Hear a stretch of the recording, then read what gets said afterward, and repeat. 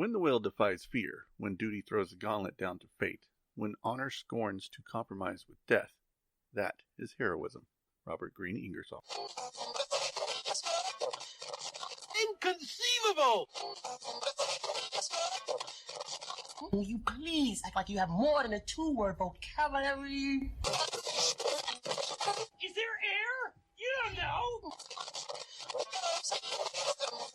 And now, a yak. Yak! Yeah. Hey, don't touch that dial. You found Secular Yakking. I'm Robert. And I'm Amy. After years, No, many years of yakking at each other. we're here to yak at you. So sit back and enjoy the yakking. Hey, welcome back, everybody. I hope you had a wonderful week. Sounds like someone's had a good time.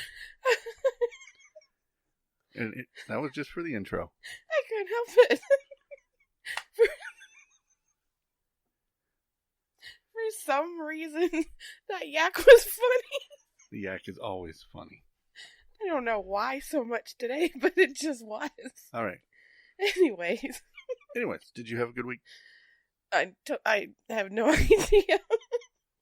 Well, I did, because, we went to the zoo. That was yesterday. So, that was part of this week. I can remember yesterday. I just can't remember the rest of the week. Well, we'll have to do something someday about why you can't remember things. Yeah, I have many issues. What can I say? Well, someday we'll do a show on why. Perhaps. Ugh, maybe. Anyways. Hopefully everyone else has had a good week, though. I certainly hope so. Some have not. Well, it depends on the rest of the week, too, because the end of the week's going to suck. Oh, is it now? Yeah, that's inauguration day. Yeah. Yep, that's what I was just thinking about that, actually. Anyways, how about we do the show now? Fine. That's part of the show. That story, maybe. Maybe. Anyway, we have Twitter followers. Oh, yay, we can destroy some more names. Probably one. Maybe none. I don't know. We'll see. All right, let's start off with that. Bum Wine.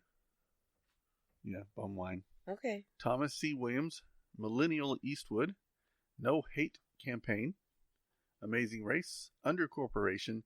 Kane Lodge. Gerald Wan. And Maggie Rowe. Well, not too shabby. Not too bad this week. But apologize in case you did. I didn't. I'm pretty sure I got everybody. You don't know.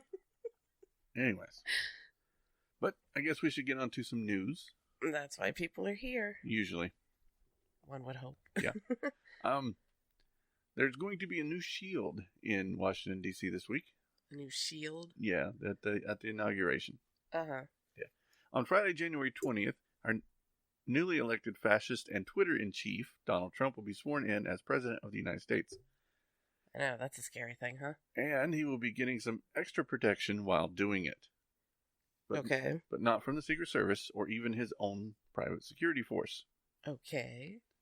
This protection will be a shield of prayer. Well, that'll be effective. Yeah, usually. Basically, a shield of nothing. Like I said, effective. Yeah. Or, as they note on the website that's promoting this, it is, quote, a council of prelates assembling to raise up a spiritual shield in Washington, D.C. prior to President-elect Donald Trump's inauguration. Huh. I'm at a loss for words, really. That's okay, because they're not. Obviously. They have a goal. We are called to gather in the nation's capital to raise up a shield of prayer and prophetic understanding, grounded in the firm foundation of the immutable words of God, and inspired with fresh revelation by the Spirit of the Lord. These proven leaders are convening to release the word of the Lord and lead this anointed assembly in powerful prayers, intercession, declarations, and decrees over the White House, Supreme Court, and the Capitol Hill. Okay. Yeah, that's a whole lot. Yeah, there's like blah, blah, blah, blah, blah. Yeah, basically they're just gathering to say words at Donald Trump and protect him from the godlessness of the I was going to say from themselves. Yeah, pretty much. Because pretty much they're the ones that, his kind of followers are the kind of people that they need protection from. Pretty much. I mean, because like I said earlier, all the violence and stuff that has been going on lately since he's, been in has been crazy. So technically they need protection from their own selves. They do. But don't worry, you don't have to be one of the prelates in order to help. Uh-huh. Yeah, they have a nice noticeable donate now button right on the front of their page. Isn't that convenient? Yeah. So what's interesting here is that they want you to give donations for basically them saying prayers. Mm-hmm. What's the point? What's the money for? That's what I want to know. I mean, you don't need money to say a prayer. They're not a full ministry. Right. They don't have a building. And you're right, they don't need to raise funds for anything in particular, or anything. You gotta be kidding me. Yeah, I can tell you what donations are for. Okay. They're to go to pay the salaries of the litany of megachurch pastors and talking heads they have praying. Oh, so like the bigwigs that they're going to put on for the show. Yeah, like E.W. White, I think was his name. I'll try and put a link to the website. I forgot the name of the website. But if you go there, they've got this list of everybody who's going to be praying that day. So it's just a show. Yeah, it's just a show. And they have some big names that they got to pay for because apparently the big names won't do it for free. Right, and these are the biggest scam artists. Again, all this is a business. Yeah. It's nothing but a business. Now, on a more legitimate newsreel on this, I did see that they are upping security and whatnot for this event.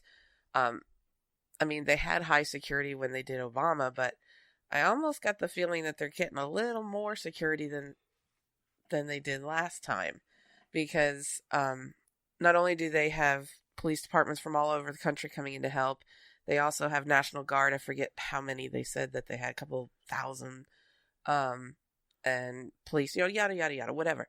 But it just seems that they're like preparing for all the Trump supporters, all arguing with the non-Trump supporters, because there's been so much hate for, President-elect, and how so many people are so against him, and yet so many people that are for him tend to get pretty violent. And I think they're kind of on edge about that. Yeah, they're very much on edge. But at least they're doing something real. I mean, they're not proposing a shield of faith.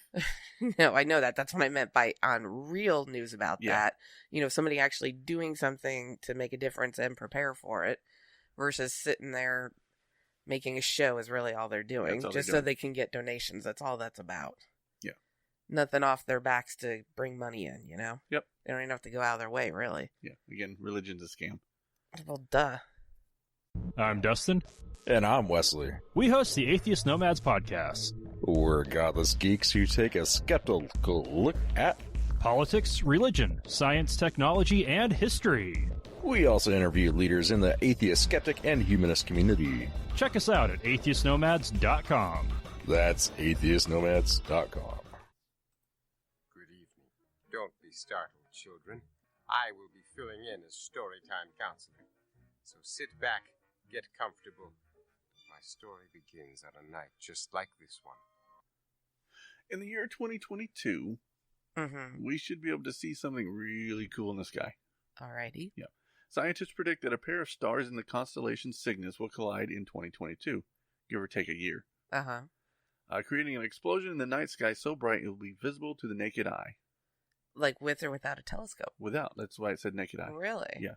Well, unless you wear glasses. I'm talking amateur telescope. Well, with the amateur telescope, it would be even better. It would just be a better show, but you could see it without any equipment, I guess you could say. Binoculars would be fine. Yeah. Well, that would be cool. If it happens, it would be the first time such an event was predicted by scientists. That is true. Yeah. Calvin College professor Larry Molnar and his team said in a statement that two stars are orbiting each other now and share a common atmosphere like two peanuts sharing a single shell. That's how close they are. Wow. They predict those two stars, jointly called KIC 9832227, will eventually merge and explode. Well, that will definitely be a very cool thing to watch. Yeah, and at which time the star will increase its brightness 10,000-fold, becoming one of the brighter stars in the heavens for a time. Well, that's what I was going to say. How long? The extra bright star will then be called a red nova. They don't know how long it'll last. Oh, okay. They recently presented their research at a meeting for American Astronomical Society in Grapevine, Texas. And I imagine that as it gets closer to this date, they'll be able to predict more accurately as to when to be on the lookout for it. Yeah, they I would should be able assume. to. So predicting the movements of Well, stars at distance is really, really tough. Yeah, well, I figure it'll be an ongoing prediction. It's not going to be, today we say it'll be then. I would imagine it would be something they watch. Okay, now it's looking like this, and then they watch, and okay, now it looks like it's going to be, as it narrows down closer and closer. Right. Is pretty much what I mean. Well, according to Molnar, he said, it will be a very dramatic change in the sky as anyone can see it. You won't need a telescope to tell me in 2023 whether I was wrong or I was right. So that'll be cool. Yeah, that Something would. to look forward to. Yeah, that would be. See a binary star system crash into each other. And everyone actually gets to see it. Yeah. In our lifetime. And we get to prove, at that point, a lot of theoretical physics and stuff. Oh yeah, so much studying can be done from this. On many levels, actually. Yeah, just to show that predictive science does work. Mm-hmm. I'm sure all the religious will come out for this too as well. Yeah, it'll be Jesus' star. It's the second Well, coming. that's what I'm going to say. This is God's show. He's going to put on a show for us kind of thing. Yeah, what a ridiculous bunch of crap. I remember once upon a time, the heavens sat in the clouds, and then later on the heavens moved up to the stars, and, it keeps moving farther back, or he just created it all, and here you go. Yeah. Yeah, that's my worry, is that they're going to say it's Jesus' second coming. Mm-hmm. Because this giant star in the sky that's not supposed to be there. Oh, and be on the lookout for the planet for another comeback. Yeah. Funny. I got something else for you. Do you? Yeah. Atheism grew during the Obama years. I could see that. Yeah. A recent report from the Pew Research Group about how the nation has changed since Obama took office in 2008 reveals that more Americans are identifying as atheist, agnostic, or nothing in particular. Yeah. Now, would you say that's from him being in office, or just the coincidence of social media and everything kind of all going along for those 8 years kind of thing? There's a lot more in this report, but this is what I wanted to concentrate on. Uh-huh. And yeah, it has a lot to do with social media use. It has a lot to do with the way things have gone socially. Right, yeah. Yeah. And what's really surprising to me is that this trend is across all age groups. Oh, not just one particular over another. Right. Okay. Obviously, the biggest climb was with the millennials going from 25 to 35%. Mm-hmm. Millennials are classified as those born from the early 1980s to the early 2000s. It goes all the way back to the 80s? It does. I'm Which surprised. is weird. But, I don't make the demographics. Someone else decides those numbers. I wouldn't have guessed the late 80s. Yeah. Well, it says the early 80s. Wait, early 80s? Even that far? Yeah. I don't know. That seems like a stretch. Till when? Till the early 2000s. Huh. That's interesting. So people that came of age around the millennium. Uh-huh. So people who would have turned their late teens, early 20s. Mm-hmm. Right? Or close. Right. Right? Coming next with 4 percentage point climbs from 19 to 23 are the Gen Xers, or those born from the 1960s to the early 1980s, which are our generation. Our generations, and our children are millennials. Right. Mm-hmm. Boomers went up 3 points from 14 to 17, and boomers are those born from 1946 to 1964. Basically, mostly our parents, really. Yeah. And lastly, the silent generation went up for the first time. So the silent generation, they gained 2 points and went from 9 to 11. That's pretty much anyone born from 1920 to 1940. Oh, okay. They didn't give any numbers on the greatest generation, which is the one just before that, which would have been the ones that actually served in World War II. Oh. That's why they call it the greatest generation. Kind of different. People that survived the Great Depression. Right. As adults. Uh-huh. So yeah, that was kind of a neat little report that I read. It's good. I'm curious how it'll go in the next 10 years, I mean, as far as, the continual climb, or will it kind of go stagnant, or it will just be a slow increase? Well, I think some of the, especially with the silent generation, a lot of that has to do with more and more of their generation dying. Right. Usually when a generation gets closer to death, they tend to get more religious, but what's weird is they're getting less religious. And it's same with all of them. I mean, the boomers are getting up there. Right. But they're getting less and less religious. Honestly, I think a lot of it has to do with the more information that's readily available now, really. Yeah. I mean, even my grandmother has Facebook. I don't even do Facebook, and my grandmother does Facebook, Pitiful. I mean, so I really do think it has a lot to do with just more information that they get at their fingertips that you couldn't just get sitting in your living room or, in your own little tiny town. Right. Like you can now. Yeah, I think that's a big factor is the amount of information available. Mm-hmm. I mean, it's not, you don't even have to do social media to do it. No, I know that. I just meant as far as, the internet, you get so many different sources that, you find out so much information. And then when you do find something out, you don't have to rely on just one saying, someone who said so. You can go look and check many different sources to make sure that, that's actually what happened, kind of a deal, you know? We could just get people to check many different sources. Yeah. That's the next case. Yeah, stop listening and, thinking the first thing they hear is the real thing every single time. Right. I mean, they always used to tell you can't always believe what you read kind of thing. The same still holds true. But now you can do something about it, Right. Whereas before you just couldn't. Yeah, so I'm encouraged by these numbers. I'm hoping they'll continue to keep climbing. I do think, though, in the next 10 years, it will be an interesting thing to watch. I mean, between this new election that we have about to go on way, and then what happens at the later half of those 10 years. So the first half of the 10 and the later half of the 10, and see how they kind of go together and, if there's a trend or, what have you. It'll be interesting to look back, Yeah. and see how it goes. Yeah, it'd be interesting to see what the next generation has in store. The Oh one my after God. the millennials. That means my kids' kids? Yeah, basically. Are we getting closer to that time? Jesus. We're getting closer. That's a really scary thing. Yes, it is. Has In God We Trust invaded your town? Are you tired of government officials who want to plaster In God We Trust on taxpayer-owned property? Are you afraid because your local sheriff placed an In God We Trust decal on the patrol cars? We are here to help. The Original Motto Project is for those who feel the separation of church and state is an important issue and should be honored regardless of your belief or lack thereof. Theists, non-theists, and all free thinkers are welcome. We need your support to show politicians that diversity exists within our nation, and their promotion of a monotheistic religion and push for theocracy will not be tolerated. Stand up and be heard. Join us at originalmotto.us. I am an old man, and most people hate me, but I don't like them either, so that makes it all even. Yeah, back with the Potter Award. So did we not do a Potter Award last? Yeah, we did. We did? Well, no, we had an interview we had last the week. Callie Wright interview, which I did love so much. Yes, If you haven't heard it, go listen to it. Yeah, it was our previous episode, and for some reason I couldn't shut up. I just kept going and going. That's normal. Anyway, so it's good to hear a Potter is back. Yeah.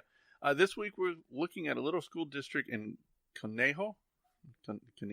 Perhaps. I'm not even looking at it. I can't tell. Okay. Valley, California. And specifically at new school board president Mike Dunn. Okay. He says a new K-12 history social science framework, which instructs teachers to include the accomplishments of LGBT individuals and other marginalized people in their lessons, conflicts with his Catholic faith. Wait, did you say public school? Public school. Who gives a crap about his public faith? Catholic faith. Yeah, his public faith, Catholic, whatever. No one cares. I was going to say, that's his personal time. That's not his job time. That is correct. Okay, continue. Oh, yeah. He says this. Where I spend eternity is far more important to me than being the school board trustee. Wow. So, in other words, I don't give a shit about you. His problem is that he feels if he votes in favor of this thing, then he is promoting this viewpoint. What do you mean by promoting? That, I mean, by saying that everyone should be on board and agree and treat them decently, and that's what he's not with? Well, basically. And it's kind of the same thing that you get when these bakers who won't bake a gay wedding cake, Uh-huh. which should be read as won't bake a wedding cake. they think that they're promoting gay marriage, when in fact they're just baking a cake. Yeah. It's the same thing. He's just doing his job as a board trustee. Right. Right? This has nothing to do with his faith. Right. When you are told to, your job it has this, and that, like baking a cake or what have you, you're just doing your job. Right. It's not like he's going out and soliciting against something he doesn't believe in or something. Right. Well, the framework adopted by California State Board of Education in July 2016 directs educators to study the stories of a very diverse collection of families, including families with lesbian, gay, bisexual, and transgender parents. And he has issue with that. He has a huge issue with that.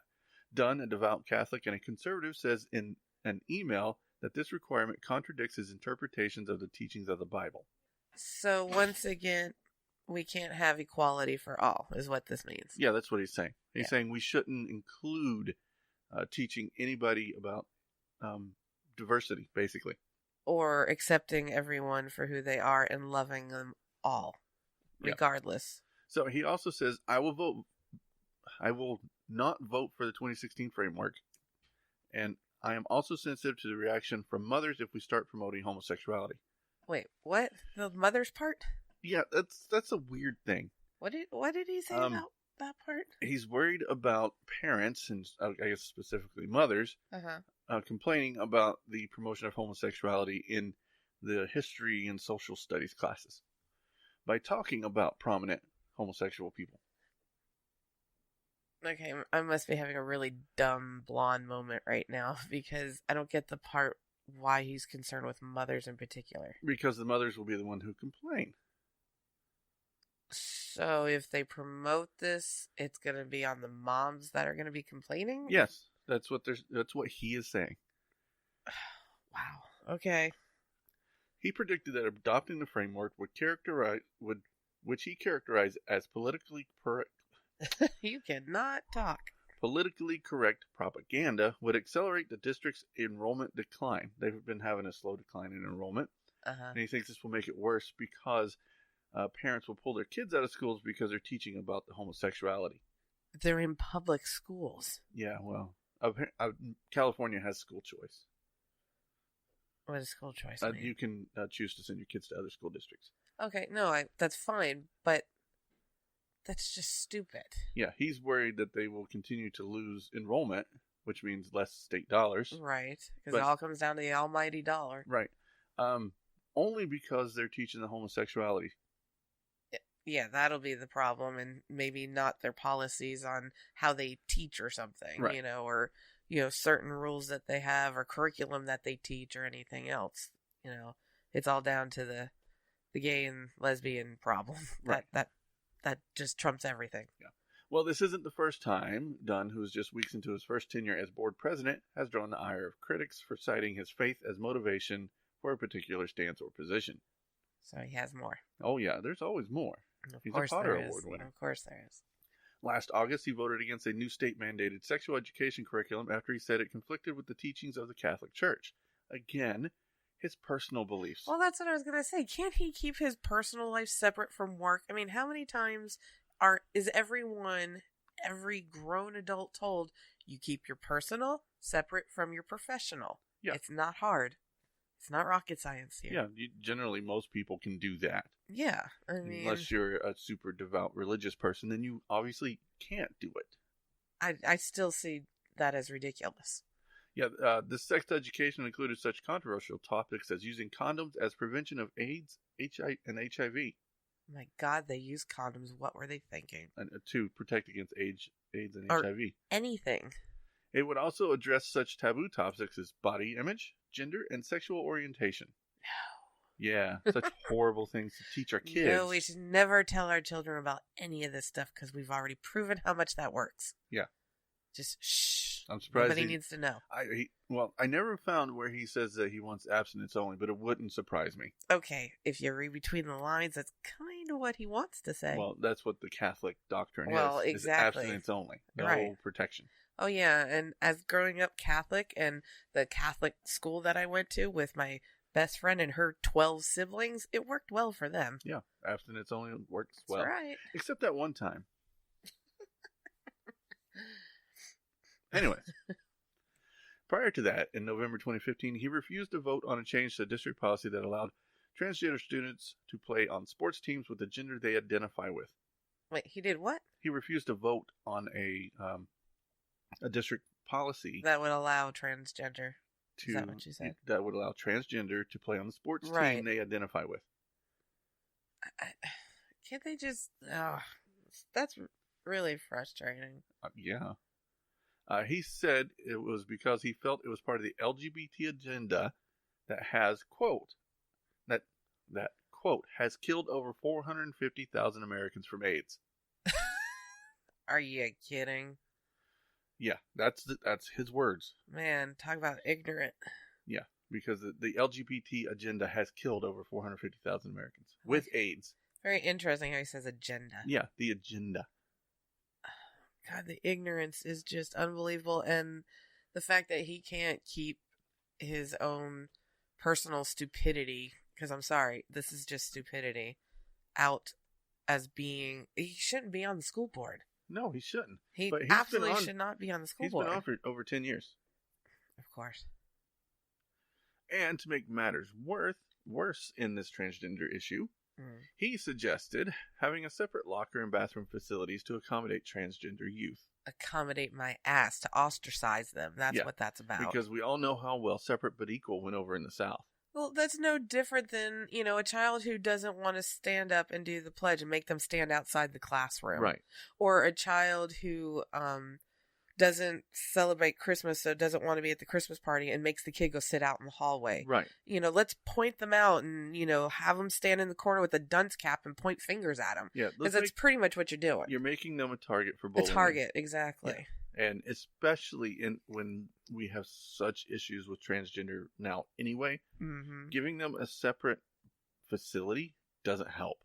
No, absolutely It not. will actually make things worse. I can't understand people's phobia with not allowing them or even accepting them to choose who they identify with and just let it be. That's who they are. That's who they feel they are. That's who they identify with. What difference does it make? Is it back to that whole... biological parts. Yeah, the whole bathroom thing? Is that what that's all about again? So, what is the deal? Here's my biggest issue with the separate locker rooms for transgender youth. Uh-huh. You have trans girls and trans boys. Mm-hmm. How do you work that out? Well, are you going to have different trans boys and trans girls? That's what I was assuming. I mean, I assume that's what they were going with. Or are you going to have one big trans locker room? You can't help do at that. all. That's still, you would never have a unisex locker room in a school. You're not going to have unisex for transgender either. But that's the way that they're laying it out. That's the way that's what it sounds like. Yeah, no, I totally agree. One big locker room for all the trans kids. No, so that's basically like anyone wearing a badge on their arm should go in this other facility.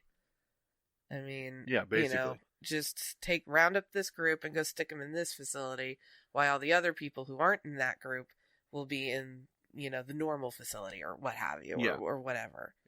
But I don't understand what people's problem with with transgender period. I mean, the acceptance of allowing, whoever you identify as who you identify as. I mean, I don't know if they're still playing the card in the beginning. They were saying something about the whole, what was it, that guy that stopped you? You don't want your kids having so-and-so in the bathroom with them or something like that, he had said to you. Yeah, he'd basically said... the safety factor. Yeah, the safety of the kids. I'm like, my kids are safe. With a lot of other words. Yeah, a lot of F-bombs in those words. Yeah. But yeah, that's what I'm saying. They were riding the whole safety train before, and now... But it's already illegal to do that in bathrooms. Well, that's what I'm saying. There is nothing new. Even if you have a woman who is a biological woman who is taking pictures of a woman in a bathroom. Okay, there is no law... They still can't do that. There is no law that says a man can't enter a woman's bathroom that I know of, right? Well, of course. Yeah, I know. As far as I know. So what is the deal? It's already illegal for a man to enter a woman's bathroom with the intent of being a voyeur or doing these things. Right, with that intent, right. What's the problem? Why the issue with the transgender? Why is that such an issue? Honestly, I think it comes down to that religious phobia. It has to be. I really think that's what it all comes down to. Because you're going against God's plan. just, I don't, for me personally, it's hard to grasp because I don't get it. It's ridiculous. I agree. I mean, I don't see the big deal. I really, honestly don't.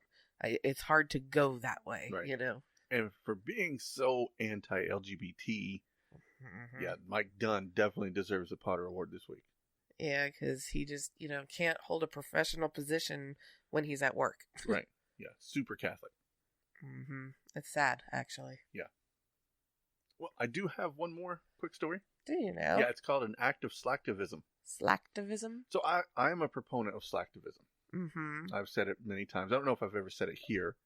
You should explain. So, Slacktivism was originally designed as a derogatory term for those of us who spend most of our time on social media trying to affect change. Right. A lot of people said, well, basically Gen Xers, who were called slackers anyway, use this as a medium to get things done. Right. To get our message out.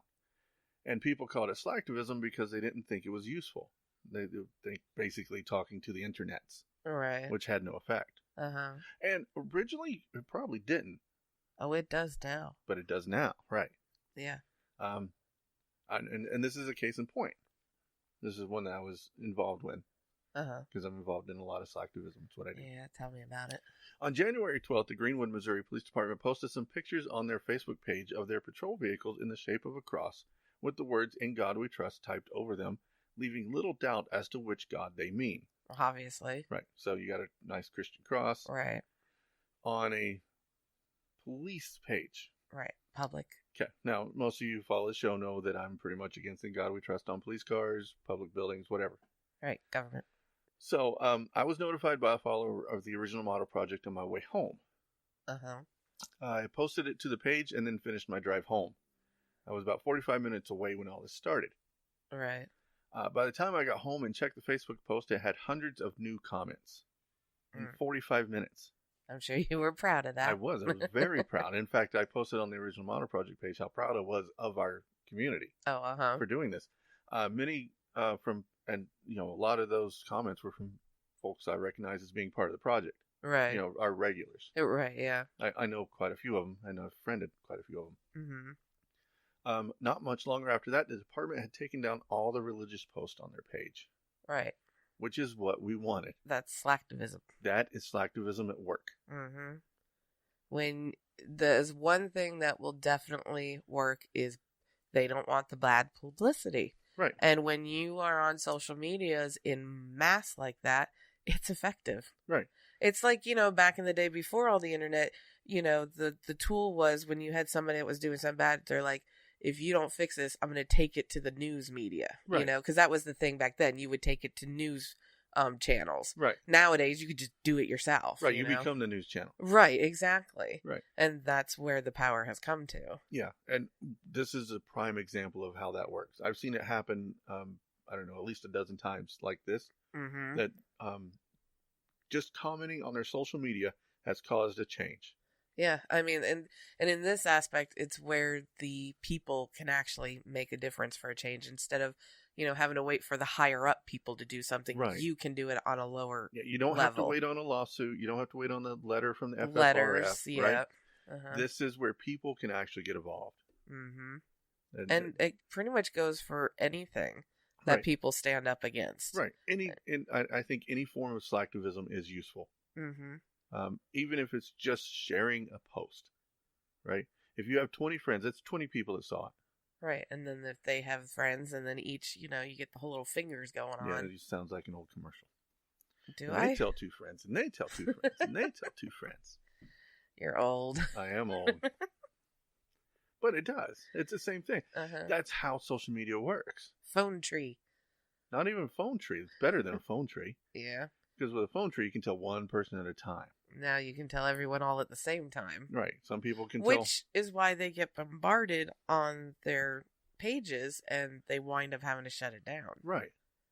Which is why I'm a vehement anti-Trump tweeter. I like to tweet against Trump. Yeah. He keeps you on your toes because he doesn't ever shut up. Oh my God, he's horrible. We could do a whole show on just his tweets. Oh, we are so not going there right now. I know. Please. And we have so much more ahead of us, and I'm already so sick of it. Yeah, I know. That's going to be a big issue. Is going to be Trump burnout. Yeah, oh, I'm already there. I worry about it a lot. That people who normally would be very active in this they're just going to say, "I've had enough Trump. I don't care." Oh, well. And that's going to be a big problem. I've had enough Trump, but I wouldn't just let stuff go either. Right. I mean, when you need to do something, you need to do something, but I've so had enough Trump. Yeah, I tend to agree. But I would never say I'm not going there if you need to go there, right. You know? Yeah. So, Slacktivism works. Go do it. Yes, absolutely. It's effective. It is effective. Even the little person can be effective. And that is all. Hey, that's my line. That's all we have. No more yakking from you. Or you. All right. We always like to hear your feedback, so leave us a voicemail at 704-802-YAK or an email at podcast@secularyakking.com. More input. All comments are welcome. We like to hear the good, the bad, and the ugly. You also can find us on Facebook, Twitter, YouTube, and Google+. If you like our show, head over to your podcast directory of choice and leave us a 5-star review. If you really like the show, support the show on our Patreon page. I'd buy that for $1. And we'll be back next week with more yakking to please your eardrums. Bye-bye, boys. Have fun storming the castle. Think it'll work? It would take a miracle. Bye-bye.